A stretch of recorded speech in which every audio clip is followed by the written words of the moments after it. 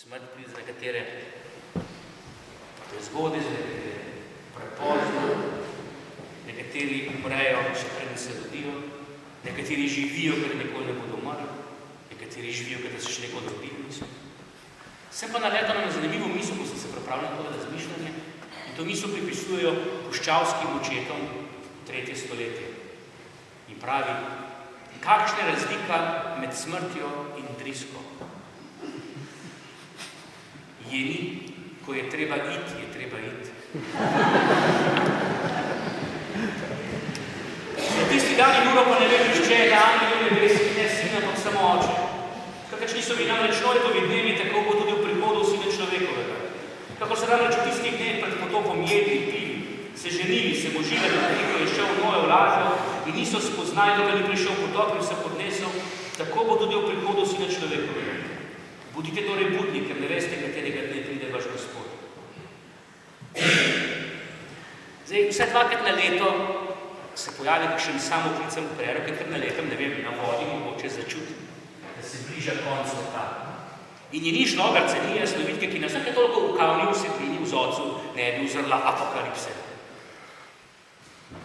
Pa tudi novinarjem, kdaj zmanjka novic, in se odpravijo v trace, pa namesto tega ustrelijo kakšnega kozla in zakrakajo v bližajočem se koncu časa.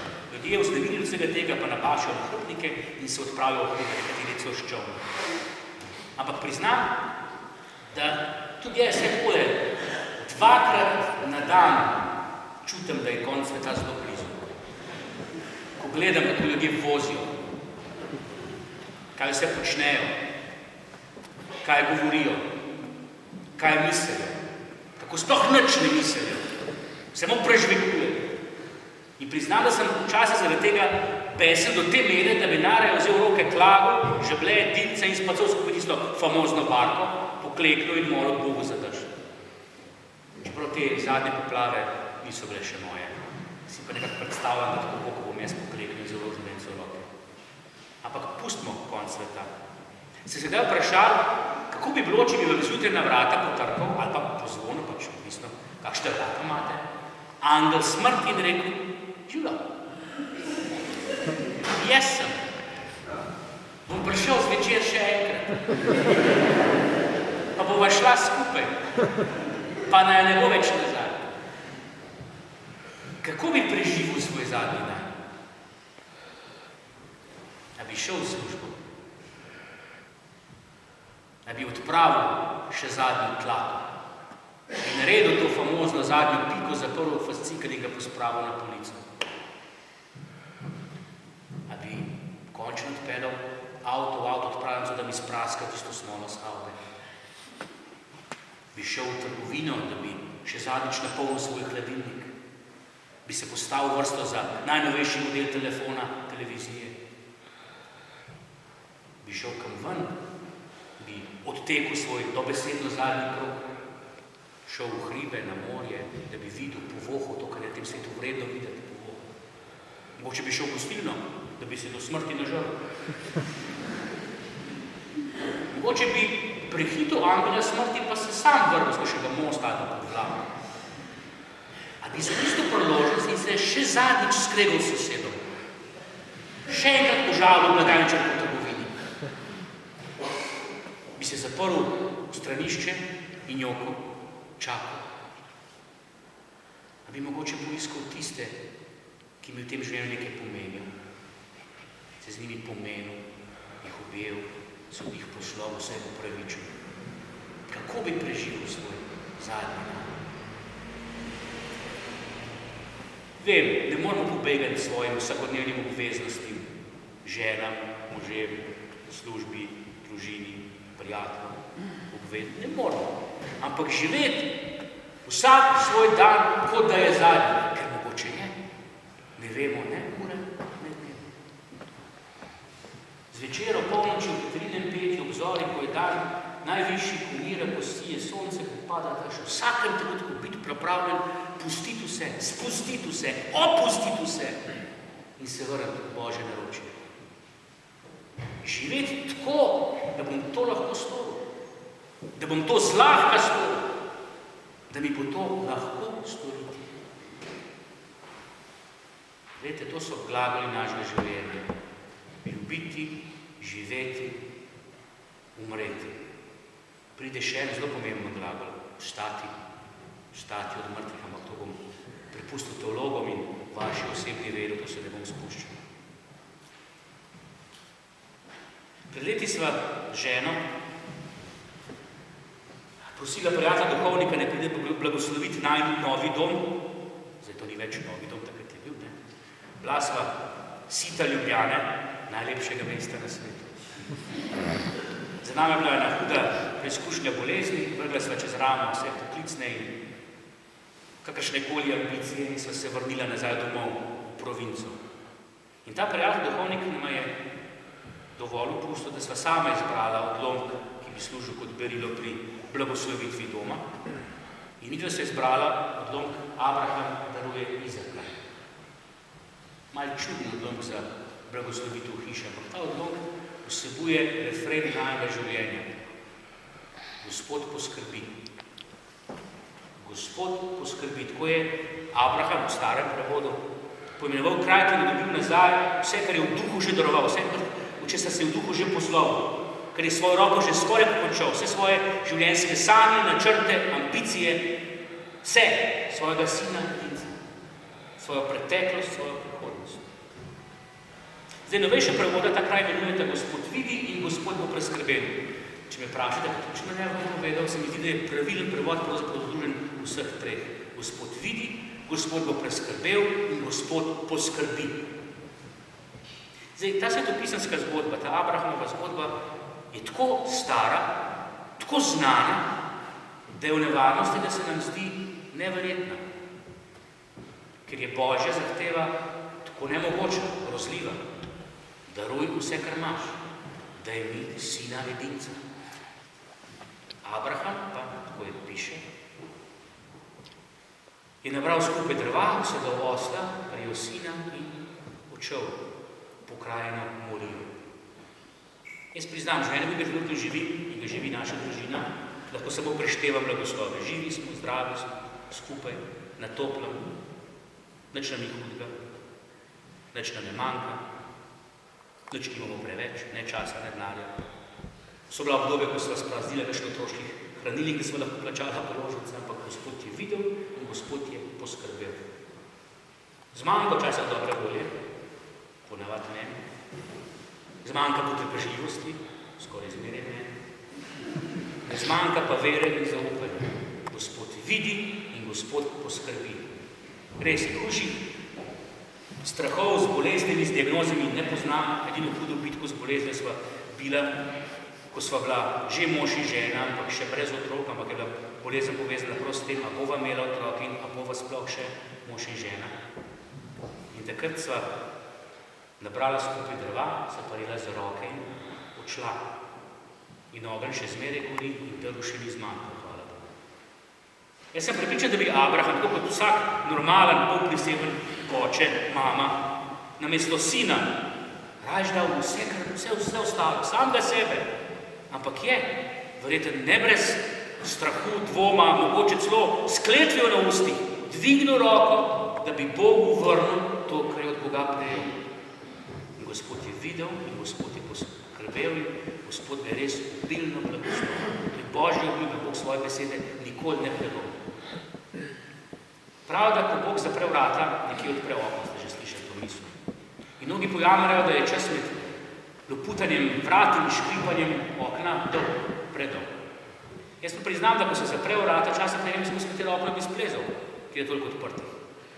Je pa res, da se trudim Bogu darovati vsak trenutek svojega življenja.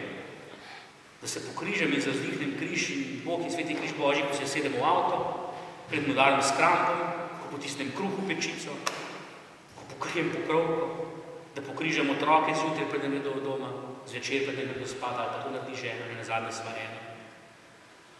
Da poljubam in objamem in pokrižam žena, preden grem od doma in preden objem poljubim križ. Včasih malo slabe volje, ampak še zmeraj. Ker kdo ve, Bog ve, mogoče je zadnjič. Zdaj vem, da si mnogi predstavljate, mislite, da zveni kakšen svetniški kandidat. Ampak, veste kaj, vsi smo to. Ni srednje poti. Vsi smo svetniški kandidati.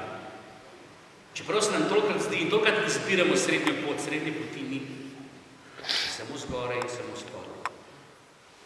In živimo v zavedanju, da je Bog mogoče prav zdaj poslal svojega angela, da bi skupaj nabral pepel gorečega grma, na katerega me Bog kot je Joba nekoč že položil. Ampak upam, da bo takrat, če bo do tega prišlo skupaj z Jobom, znal reči, da Bog dobro vzel. Dobro smo prijemali od Boga, zakaj bi hudega ne prejeli. Vam pa povem, da bom zraven svoje še šepil. Gospod vidi, Gospod poskrbi. Ker sem prepričan, da je grm, na katerega pepelu bom, če bom ga ležal, zrastal na goro. Gospod poskrbi. Tako, to je 5. evangelij, to so glagoli mojega življenja. Pejte domov, ne še takoj, ampak pejte domov, napišite svoj evangelij, 5., 6., 16., 26. Ne samo brati evangelijev, živite jih. Mene moji kolegi dostakrat vprašajo, še zakaj ste krščani tako zamorjeni? Ne, mogoče preveč samo beremo Sveto pismo, premalo ga pa živimo. In pozabljamo potem, da je evangelij vesela oznanitev. Karkoli se nam zgodi, je razlog za veselje. Gospod pošilja blagoslove. Angleški imajo lep izraz blessing in disguise. Blagoslov v preobleki, zakrinkan blagoslov. Vse stvari, ki se nam zgodijo v življenju, so blagoslov. Včasih so samo zakrinkani, ki pač ne vidimo. Kot pri čudežu s kruhom in ribami. Prisostvujemo čudežu, ampak ne vemo, da je to čudež. Šele naknadno se nam posveti, kaj smo doživeli. To je naše življenje. Tako da ne samo berite, absolutno berite Sveto pismo, ampak ne ste samo pri besedi, pri branju, ampak živite. Pojte svoj evangelij. Bom zaključil s pesmijo, ki ima grd angleški naslov Bible Song, ampak govori točno o tem, kako se Sveto pismo prenaša v moje življenje. Nisem Mojzes, videl grm sem goreti, nisem jo, a dostikrat moral sem trpeti, nisem Goljat, a bil sem dostikrat zadet, s fračo in kamni, da ne bo pomoto, a kar doživel sem mi hotel odživeti spet. Nisem Jožef, čeprav dostikrat sanjali, nisem Jona, čeprav kar naprej trmali, nisem Samson, čeprav izgubil sem lase, ne pa tudi glave, ker Bog podaja roko, skupaj premagujeva težave. Nisem David, kakšna pesem mi kdaj rada, nisem Eva, ker ta bi bila posmata, nisem Absaloma, dostikrat zvisni, ne raven zvaje, se pa trudem in upam, da to konc koncov nekaj šteje. Nisem Pilat, a včasih roke si umijem, nisem Adam, se pa včasih skrijem, nisem Bileam, a sem slišal oslico govorit in cel kup oslov. Skušam delati, kar je prav in se ogibam mutnih poslov. Nisem Peter, a včasih zatajim, nisem angel, čeprav včasih kar letim, nisem Salomon, čeprav pameten se zdim, vsaj sam sebi. Je to zanimiva tema, ampak zdajle rado ne vem. Nisem Abrahama, z Bogom barantam, nisem pesnik, sem pa včasih sam. Nisem Jezus, on ljubezen propagira, jaz pa priznam, da marsikdo na tem svetu strašno me nervira. Nisem razbojnik, včasih Bogu samo čas kradem, nisem Daniela, včasih noter padem, nisem svetnik, to še ni prišlo na vrsto, se pa bojim, da bom afne guncev, še kome bodo zabijali v krsto.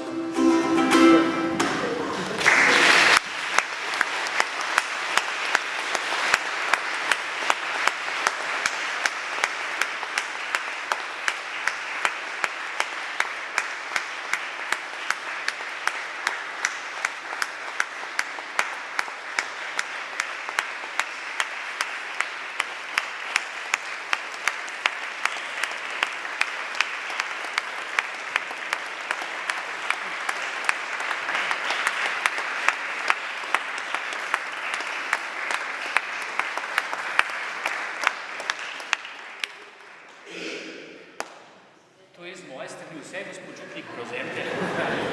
Jaz sem me pogrel, zdaj pa vi samo naprej z njim.